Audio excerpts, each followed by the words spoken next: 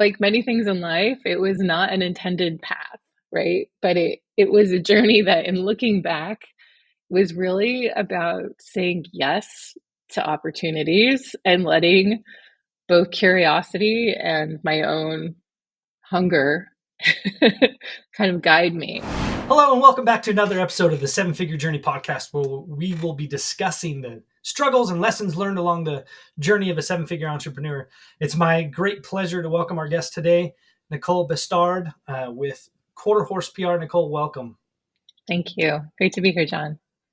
We're so excited to learn a little bit more about you and your company and what you guys do. So without further ado, let's go ahead and jump right in. So as a small business owner, as an entrepreneur, please share with us your story. Where did you start from? Where have you gotten to? Maybe share a few key lessons learned along the way, but ultimately we just want to hear your journey. All right. Thanks. Well, my journey starts in journalism. I began my career as a journalist, and for most of my career, even in public relations, at dinner parties or networking events, I'd introduce myself as a writer and still consider myself as a writer, and that's really important to the work that we do. But Love it. I've worked in public relations now for 20 years, Oh, wow.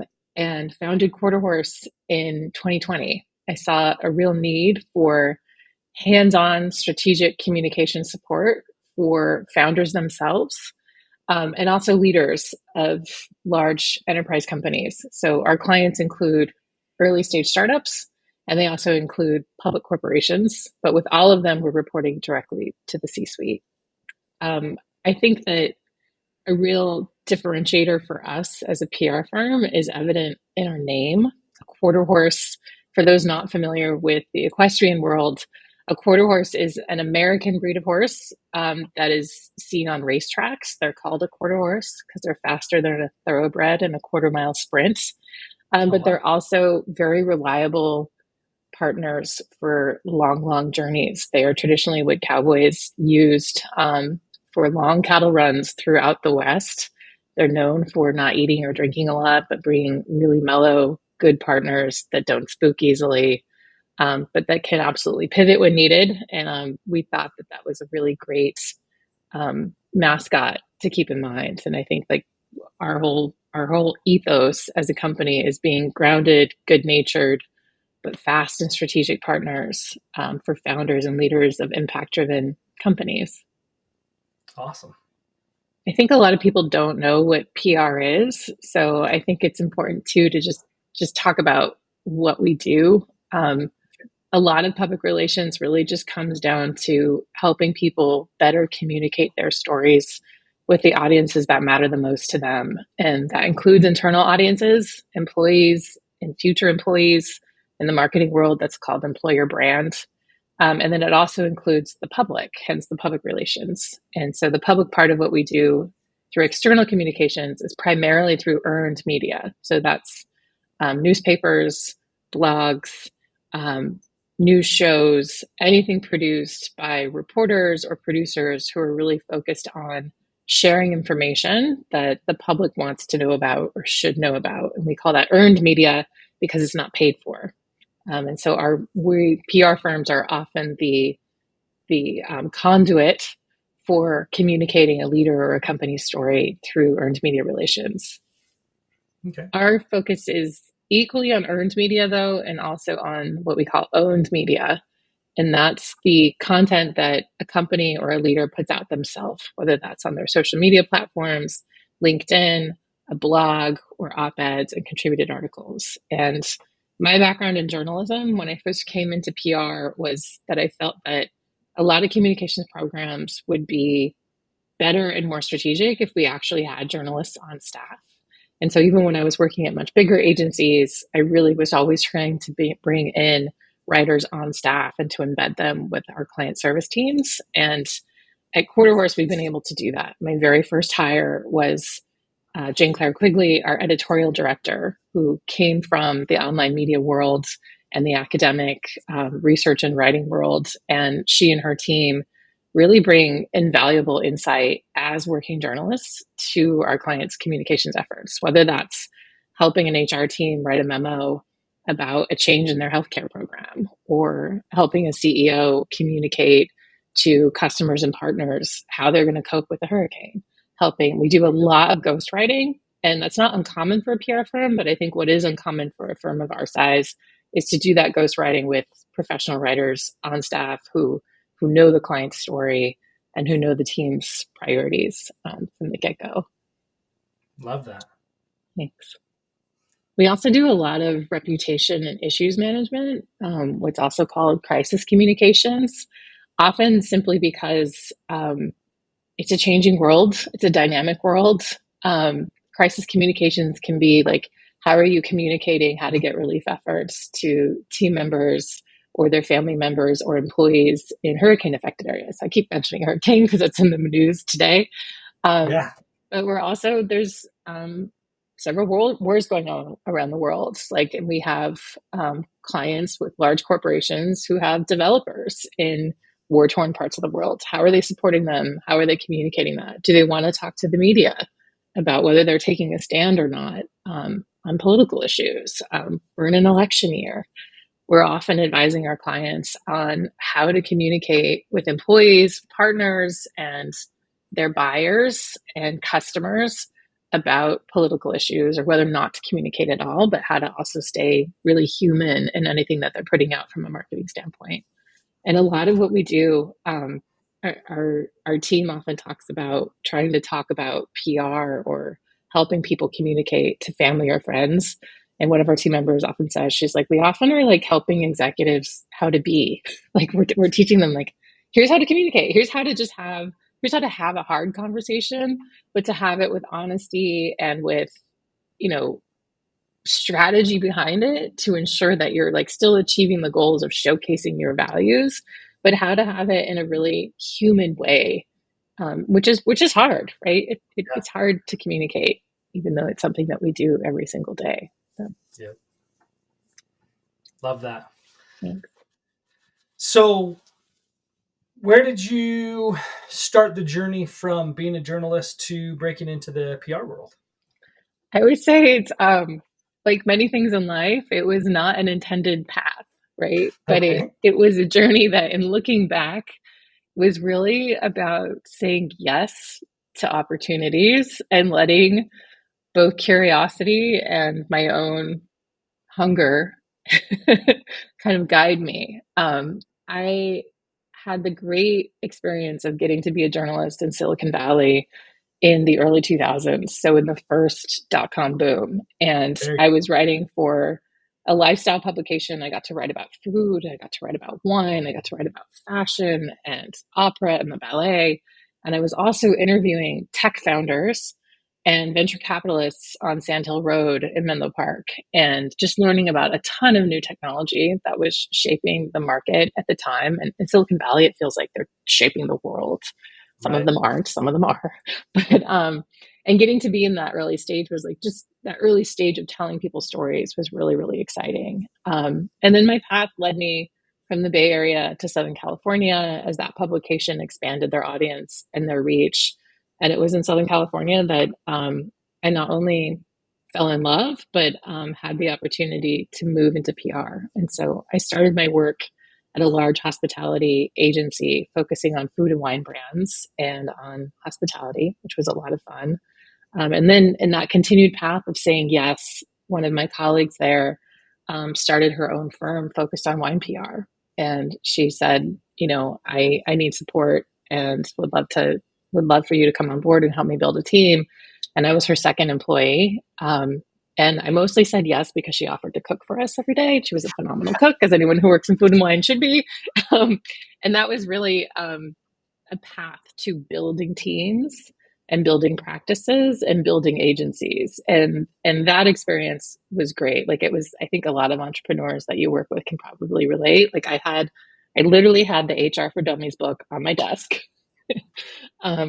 Next to, and this is in the days when media databases were basically large phone books, and having like the big phone book of like a media database. Like, we wore every single hat that you could wear.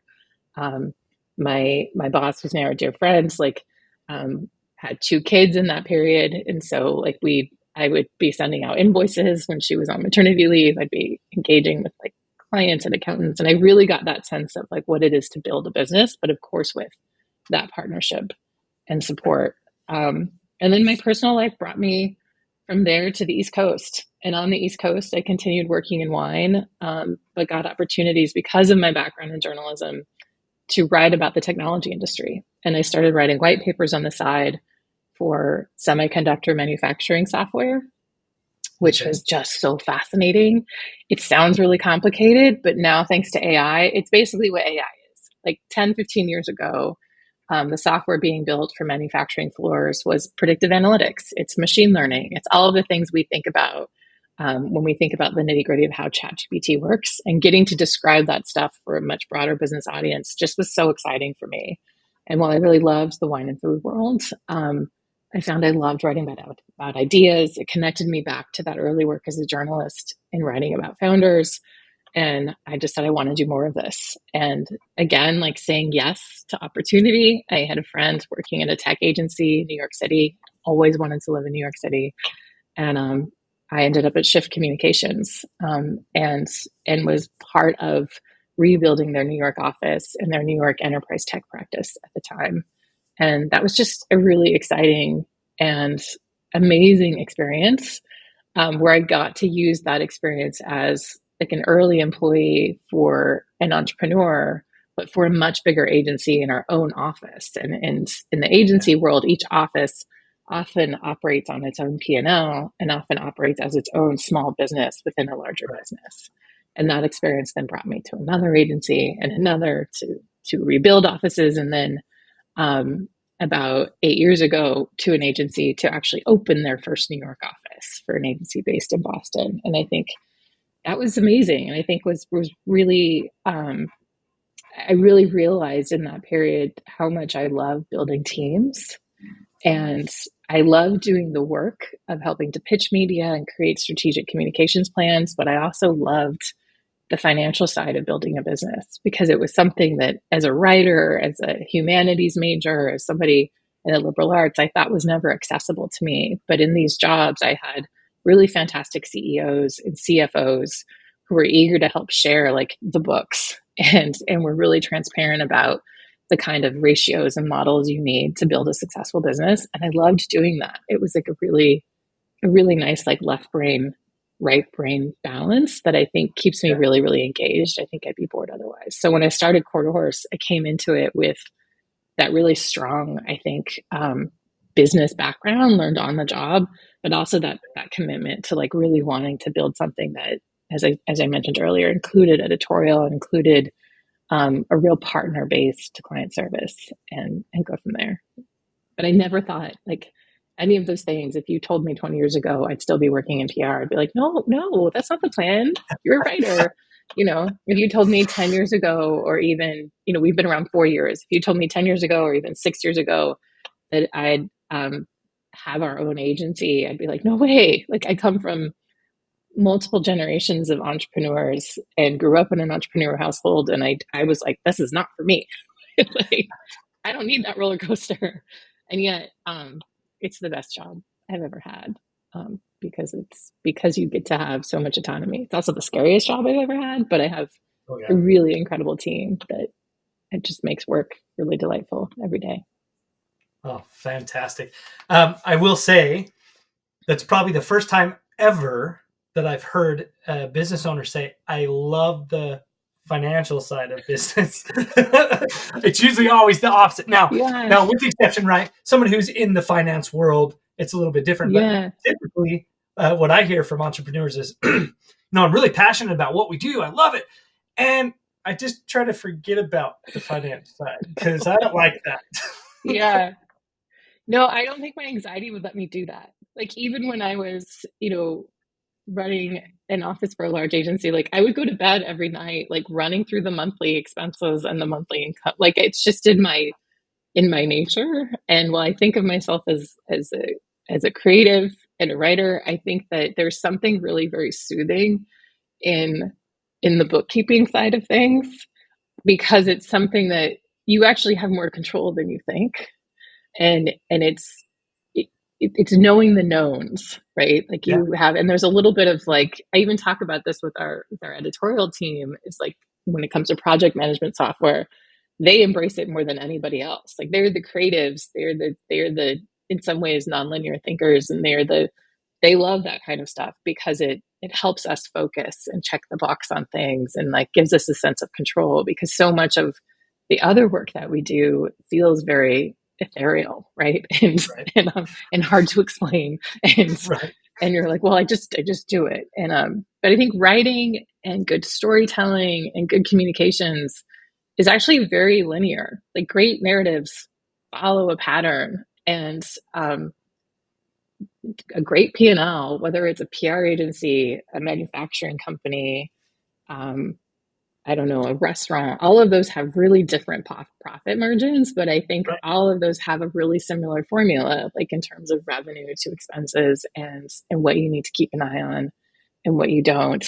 And it does come down. It comes down to like, bring in more money than you're taking out, but Right. people matter most of all. I actually think that's the hardest part. People is the hardest part because they're so important, and they're the biggest variable. Like if Yeah. anything, like especially when you have a great team, like I think that's probably what I worry about the most, is like, is my team okay? Like, are they happy? And when someone's unhappy, like that stuff is hard. People are the hardest part of life, in your relationships, right? Friendships, Yeah. home, family life, like that I think is like way harder and more important than the numbers at the end of the Yeah. day. Well, Yeah. because in most cases, it's because they matter more, right? Yeah. Yeah. Because they matter more, that's why it's difficult, because we Yeah. care about them more, and we're worried about them. Whereas numbers, yes, they're super fun because numbers tell a story, and numbers don't lie. And so, like you said, you oftentimes do. You have more control than you think you do, because all you have to do is just watch the pattern, Yeah. follow. Exactly. Yeah. And if you don't, that's when you get into trouble, because you're not paying attention and you're making decisions based off of incorrect information. Totally. um, but Yeah. yeah, love that. Um, I hope everybody listening in really clued into your story. I just thank you again so much. What a wonderful Oh, story. thanks. The things that kind of stuck out most to me was your intentionality of, in each of your roles that you had, you were constantly learning. And you're like, Yeah. oh, I love this. I want to learn more. And Mhm. each and every time it was like you were literally setting yourself up for success to open your own business, right? Thanks. You were learning Thanks. each Yeah. each of the different parts. Yeah. Oh, I'm going to go here and I'm going to learn about how to actually do the service that we're going to provide. Oh, and over here I'm going to learn the backside. I'm going to learn all the finances. Oh, and over here I'm going to learn how to build a team. Oh, Yeah. and over here I'm going to learn how to start an agency. So you've had these awesome opportunities. You said, I just said yes to opportunity. Mhm. But I think too often people don't realize that takes effort. You Mm. have you deciding to choose to do something takes effort, and sometimes we're we we limit ourselves unintentionally, Mhm. because we're of fear sometimes, right? We're scared of the unknown, and sometimes because we're like, yeah, but that's not my field, I don't know anything about that. Yeah, I'm going to pass on that. And you, the whole time, you're like, yeah, sure, why not? I'd love to learn about that. Exactly. So I absolutely love that. What a wonderful story. What a wonderful journey. It sounds like you're just doing a great service to those that you guys are working with. I love the way that you took time at the beginning of this call to kind of explain what it is you do and how you do Mhm. it. Just I think too many people don't really take the time to understand. Because again, as an entrepreneur, usually you're really passionate about something. You go in and Yeah. you just start doing it, and you build something based on your passion. But that doesn't mean you know all the ins and outs of running a business, right? Yeah. So I love that so much. Thank you so much again for sharing that. We're gonna switch gears just a little bit now, Nicole, as it pertains to you. Continuing to be the leader that you want to be, and as you're growing and developing this wonderful team that you have, what's some things that you're dealing with real time that we can have a conversation about? Probably, I think the challenge is scale, right? And we've been so privileged to grow primarily by word of mouth. And we grew very quickly in our first 2, 3 years. And I think a lot of that is just simply the power of networks. I really learned that firsthand, how powerful that is in launching this business. Yeah. Whether that was former colleagues who are now in-house communications looking for a new partner, former clients, friends of clients, friends of, like, our first really big client was referred by my first boss in PR, my friend Catherine Jarvis, who runs Jarvis Communications in the wine world. And like it just, that power was is really fantastic. And so of course with word of mouth clients, you're working so hard to ensure that you're doing right by them and exceeding expectations. And I've been very involved in everything that we do, also because I really love doing it. And it's also Right. good for our team to see that I'm involved, but also see how I'd approach something. Um, but scaling me is probably like our biggest challenge. And I have really incredible team members who, some I've gotten to work with in the past, and some have really like grown their own career here at Quarterhorse. Um, but it's a challenge where I want to be involved in everything, and I am the key person in terms of new business, especially as we start to, I wouldn't say reach the limits of that word of mouth, but realize like we need to be marketing ourselves more broadly. I need to be the face of that, especially right now where we are. Like we can't bring on like a head of soul new business, nor do I think would it be it would be hard to bring on someone who's only in sales, who's not doing the work, because it just doesn't match how our whole business works and our values and what we're selling to people. So I'm very involved on that front. And then people do really expect me to be the one also working on the account and visible on a weekly basis. And that's where I'm like, I can't scale me. And so at that point, like I need to grow this business just to allow my teams to continue to grow themselves. Right. And um, I have ambitious goals for how we grow this business and how we do it differently. And a lot of that is stuff that I learned not just in other agencies, but from my clients. Like that's the beauty of getting to work with so many different companies in the consumer space and in the tech space, is also learning about how they run their businesses. Working with a lot of venture-backed technology startups, you learn a lot about the venture-backed world and about equity and about how it works and doesn't work. And Right. but I also worked with a really, really large consumer brand called Organic Valley in a past role, and they taught me about how co-ops work, and one share, one voice, and everybody, like, equity from a very tangible cash in hand experience. And that's something that we actually practice in our profit sharing model here at Quarterhorse. But like these are really big goals that I can't focus on as often as I would like to, because I'm really focused. I am the person bringing in new business, selling the new business, and then working on that business alongside my team. Right. Yeah. So first and foremost, I want to tell you, you're not alone. Okay. You're now in that stage that almost all small business owners find themselves in, where they get to a point where unintentionally they become the bottleneck of the business. I want to Yeah. continue to grow and scale, but I can't because I have to right now, as the way it stands, I have to be involved in everything. And so because I'm involved in everything, now I have only so much bandwidth. Hmm. And that bandwidth is what controls the ability for us to continue to grow at this current business model, right? So as a business owner, I need to find a way to switch gears and do a mental switch in my head to Hmm. stop working in the business so that I can continue working on the business. Now that's really hard. It's easy to Yeah. say, but it's not so easy to execute on. Um, 9 times out of 10, the hardest part is, hey, I've built this business. I really enjoy what I do. That's why I built it. And letting go of some of the things that you do is like taking away your baby. Yeah. Like quite literally.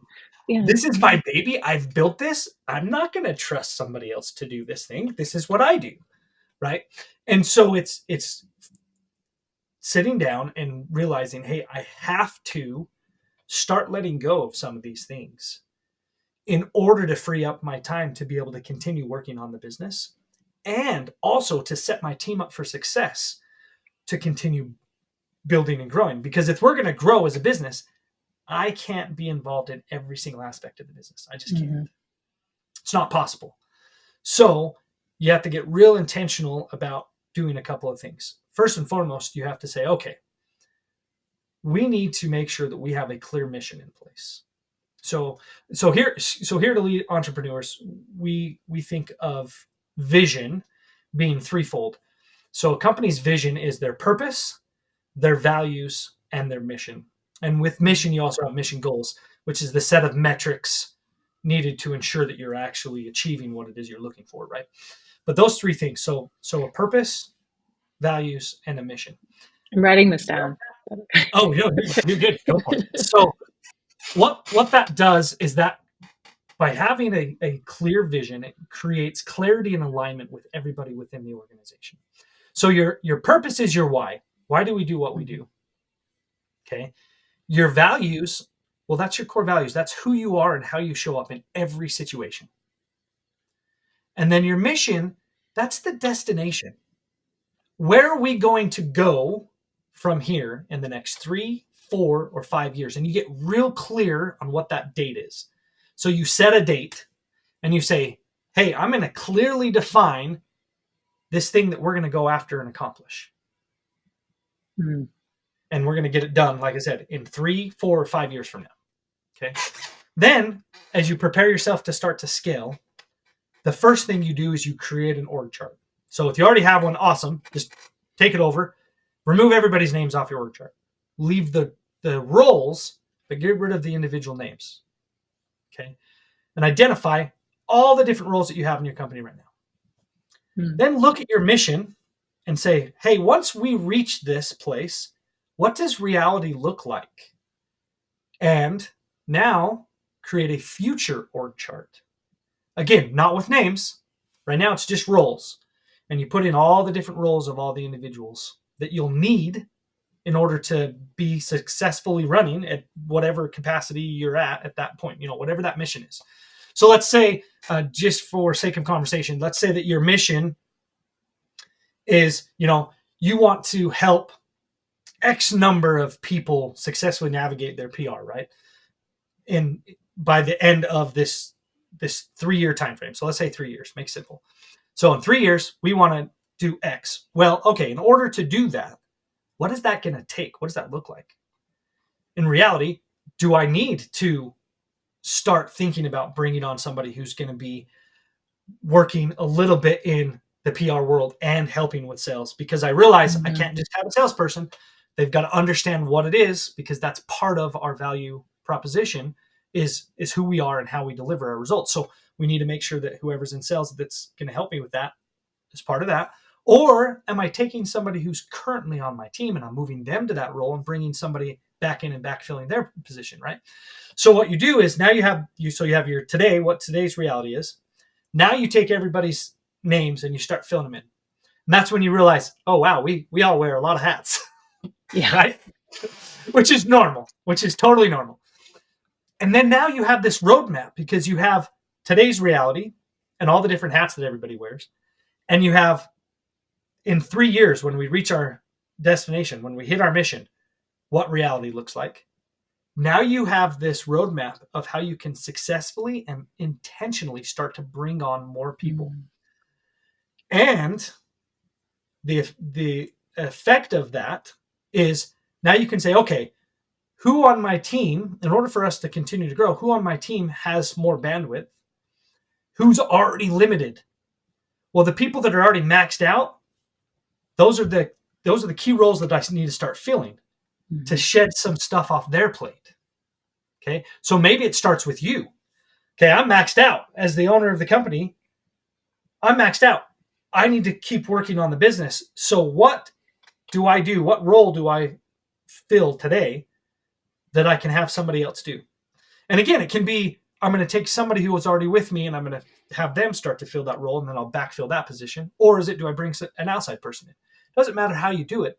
But now you have this intentional way of moving forward towards a goal and bringing in people at the right time Mm. based on what your goals are. So then you have this mission, and then you set these mission goals. Like I said before, mission goals are your key metrics, so that once you arrive, you know without a shadow of a doubt you've arrived to your destination, right?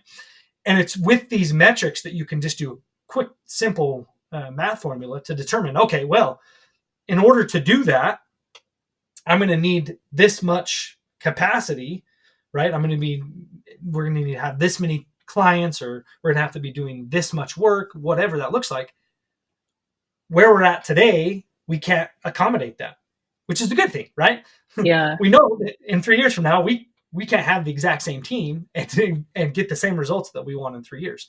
So then how do I successfully start bringing those off? And as you do that, that's how you're able to slowly start transitioning from being a doer, working in the business, to being a leader and working on the business, because now you're helping set the stage to develop your team members and turn them into leaders. And then eventually you then switch and pivot again, and you become a leader of leaders. And now you're leading your executive team, you're leading your leaders of all the different areas, and you're helping them be successful. And then the next step is, as a leader, you have 3 jobs. Mm. So we call this the elite leadership model. Your job is to set the vision, build the team, and deliver results. Now, all 3 of those, right in the center of that, is this idea of care. You have Mm. to care about the purpose, and you have to care about the individual. Okay? So that's how the leadership model works. Setting the vision, that means that you're constantly talking about your purpose. You're motivating your team. You're hyping them up. You're talking about your core values and how people showed up. And hey, you did such a good job of exemplifying that core value that we all, live and breathe each and every day when you help that client. You're constantly talking about, hey, we're going to go after and we're going to reach this destination. And that's how you're keeping that motivation without your team. You're building this culture surrounded around this purpose, these values, this mission, and everybody's excited. And now you've got employees that, and you probably already have them now because it sounds like you have an awesome team. But now you've got this roadmap for new employees to come in, and immediately as of day one, they're not clocking in and clocking out to get Yeah. a paycheck.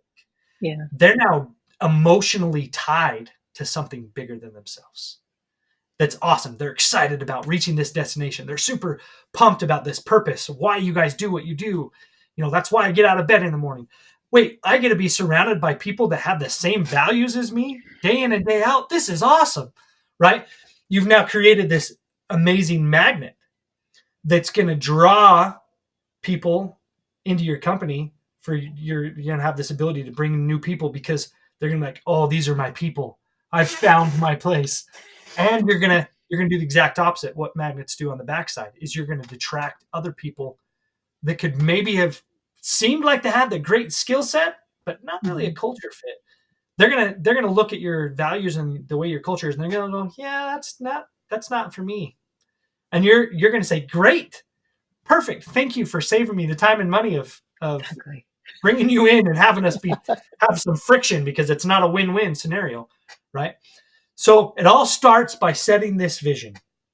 And as you set this vision, it just supercharges everything else. And then in our elite business model, vision is at the top, and then we have this Mm. mountain, right? And vision is this 30,000-foot view of what we're doing, what we're trying to accomplish. Then down one side of the mountain is our operations. This is the machine that we built that got us to where we're at today. But guess what? Mm. What got us here isn't going to get us there. This machine has to keep running. We have to make sure that we're maintaining and we're keeping up because that's how we're surviving as a business. But in order to get us to the next stage, we have to also spend time on this other side of the mountain, which is the long-term strategic side. Mm. We have to be thinking, what strengths do we have today that we need to leverage? And what strengths do we need to develop in order to successfully reach our destination? Well, how do you juggle between making sure the daily operational is happening and spend time on your long-term Mm. strategic? Right? That's the million-dollar question. Well, across the bottom, we have what we call meeting rhythms. And the meeting rhythms act as a scale or balancer between the operational and the long-term strategic. By setting a intentional time and place needed to discuss all the things related to daily operational needs and our long-term strategic things. So that we're making sure we're having daily huddles to make sure that we're going to crush it today. Weekly team meetings to make sure that everything's going to be taken care of operationally for this week, right? We're doing bi-weekly check-ins on our priorities and our smarts for our annual and quarterly planning meetings. We're going to have monthly meetings where we're going to check in. Half of it's going to be all operational based and the other half's going to be all strategic based to ensure that we're taking the time and space needed to make sure that both are moving forward. Okay. Then not the last thing, but another piece to the puzzle is to think, okay, I've got this team of great people. Who on this team do I want with me as I continue to build the future of my company? Those are the people I'm going to bring along and have them help me with the strategic. But the other thing I have to take into account is, do they have the bandwidth? So we set up what we call big threes. A lot of people refer to them as KPIs or key performance indicators. Yeah. But a big three are the three most critical things. Too, yeah. There you go. So much jargon. Yeah. So in our world, we say, hey, big threes are the three most critical things needed for the success of this role. Right? Those three things, they're either action-based or results-based. They need to be clearly defined, and they need to be directly in line with serving our mission, so that every employee in the company knows what it looks like to win on a daily basis, and they know how what work they do on a daily basis directly impacts the company's ability to reach the mission, so that they're emotionally charged and connected to that purpose, to serve that mission, because, hey, this work I'm doing is critical for our success as a company in order to reach that mission. So it needs to be in line with your mission, clearly stated, and then it needs to be action-based or results-based, right? By having those big threes in place, now you have finally that clarity and alignment with everybody in the organization to go after and achieve this mission. And this mission then acts as a next level filter for decision making, because every decision that you make in the company now doesn't have to be made by you. Because now everybody in your company now knows, okay, this decision we have to make, is it going to serve, is it in line with our purpose? And is it going to serve our mission? Because if it's not going to help us achieve getting to our destination by serving our mission, we don't want to do it. We're going to make that hard decision, and we're going to say intentionally no to some projects and some clients if they don't help us achieve our mission. And if what we're doing, the work we're doing, is not serving our purpose, why are we doing it? We're going to question it. So now everybody in the company has a clear understanding of, hey, this is why we're doing what we're doing. This is what we're going to go after and achieve. And all of the work that they do now is driving them towards that. So they can make a lot of these decisions that they normally would come to you to ask. They can make them on their own now because they know how to decide. Hey, is it serving our purpose? Is it in line with our mission? Are we going to achieve that? Then yes, we're going to work on this. If not, then no. We're going to intentionally say no. That's how you start to slowly transition away and start continuing to work on the business. Because as a leader, again, you're setting that vision, you're building your team, which, you have your org chart and your future org chart. So now you know when to bring them in. You know how to bring them in because you're going to make sure that they're a culture fit. Your job as a leader is to be a gatekeeper to your company. You don't let anybody in your company that's not a cultural fit. If they're not a core values fit, they don't belong in your company. Doesn't mean they're not an amazing person. Doesn't mean they don't have an amazing skill set. It just means that it's not going to work. There's going to be friction. Because in order to survive within your culture that you're creating, they have to be a core values fit. So you're going to be the gatekeeper, and you're not going to let anybody in your company that's not a core values fit as you're building team. Delivering results, that doesn't mean you have to do all the work. What that means is that you're setting your team up to be successful, to be able to deliver and do all the work. You're providing them with new clients. You're ensuring that the work you're providing is surpassing expectations. You're setting the stage and providing them the resources, the skills, the knowledge, etc., to be successful.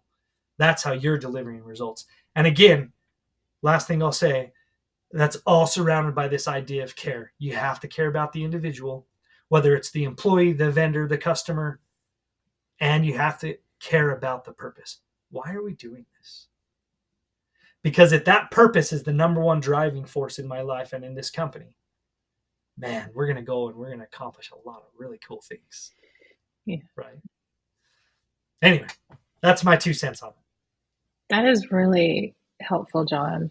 I really appreciate it. And it makes so much sense, but I don't think I've ever heard it articulated as simply and effectively as you have too. Because we call ourselves a purpose-driven strategic communications agency, which sounds like a lot of words, right? But we want to work with purpose-driven companies, and companies making an impact, and use that, even our own profits, to also make an impact and give back to more purpose-driven organizations in this like really beautiful loop. But and we talk a lot with our clients, especially in crisis comms or in issues management, when they say, should we comment on this or what should we say? And I'm often saying, well, does this serve your mission? Does saying this or not saying this serve your mission? What are the values of your constituents? What are your values? And does speaking up showcase those values, or does it not really advance them in any way? Like, there's your answer. So like it's interesting how much like my work is like very adjacent to this, but applying that to an operations mindset has been a little bit of a puzzle, to be quite honest. So it's really nice to see it. Like, it totally resonates. Like, you could see I was writing notes madly while you were Awesome. sharing that. Yeah. So thank you. You're very welcome. And the next thing that I'll say, and then we'll go ahead and wrap up this call. But the next thing I'll say is, we've seen time and time again, when people take the time to be intentional to set that in motion, they see the results that they want. It works. It's not just a bunch of fluttery words. It's tried and it's true, and it works. And we see people be able to realize their hopes and their dreams through this process. So, so I say this all the time, and for those listening in, just take action. And sometimes it's overwhelming because there's so much. So just start with one. Choose one thing, put it into action today, and you won't regret it.